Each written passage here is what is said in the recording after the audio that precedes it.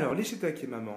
Alors, les shiitake, au niveau de l'achat, tu peux les acheter à Biocop, où on en trouve régulièrement, mais tu peux aussi les acheter sur le marché, parce que ça, c'est pas trafiqué. Hein, donc, il n'y a pas de problème.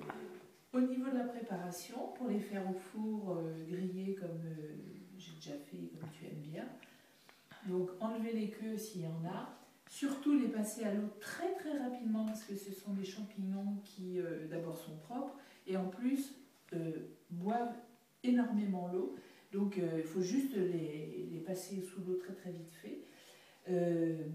Et puis ensuite pour la préparation, quand je le fais au four, pour éviter de badigeonner chaque champignon avec un petit peu d'huile et tout ça, je les mets dans un grand saladier, je mets quelques gouttes d'huile dessus, puis je les remue comme ça, ce qui fait que bon, chaque champignon se trouve avec quelques gouttes d'huile plus ou moins, et ça va bien. Et ensuite, toi tu as un four à chaleur tournante, tu les mets sur une plaque où tu mets un papier sulfurisé, tu les mets à chaleur tournante, enfin je sais pas quel programme c'est chez toi. Disons que c'est le grill chaleur tournante. D'accord? D'accord, Françoise Vaux. Tu vas retrouver ça. Et bien alors, les queues de... Alors, les queues, je vais oui. les hacher Ouais. et je vais les mettre dans ma farce pour les... Raviolis chinois. Raviolis chinois, mais sinon... parce que en fait les queues sont un petit peu filandreuses. Sinon je pourrais les hacher, par exemple, imagine je ne fais pas de raviolis chinois aujourd'hui, mais je peux les hacher, les faire passer un petit peu à la poêle et puis tu mélanges ça avec un œuf et c'est tout à fait délicieux. D'accord. Avec un peu d'ail et de persil et pointe. D'accord. Et donc là, dans la sauce, vous mettez juste de l'huile d'olive en fait. Ah oui, là tu vois, on va le faire. Donc voilà, l'huile d'olive, Biocop,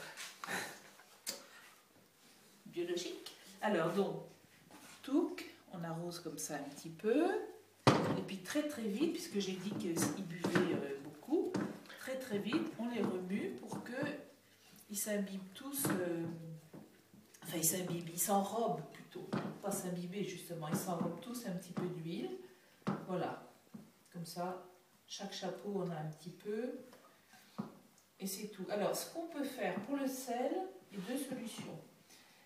Moi, je les démarre par exemple comme ça. Ensuite, je les retourne parce qu'il faut les retourner un coup. Et là, quand ils sont sur le dos, là, je parsème avec un petit peu de sel fin et du poivre. Sinon, l'autre option qui est pas mal aussi, c'est de mettre avec l'huile là une goutte de sauce de soja, pardon. Mais je ne suis pas sûre que ça aille aussi bien sur chaque champignon.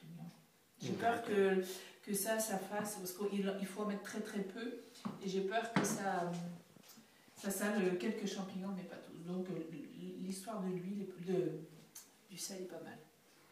Voilà, et vous les retournez au bout de combien de temps? Eh bien, quand je vois qu'il commence, parce que ça ratatine, par exemple ça, qui est un gros champignon, ça va ratatiner de moitié. Donc quand je vois qu'il commence vraiment à être un peu grillé, hop, je les retourne. D'accord. Enfin, grillé, un peu saisi, quoi. Mais très très vite, tu vas piger ce truc-là. Okay. Et là, on les sale maintenant. Voilà, on les sale et poivre.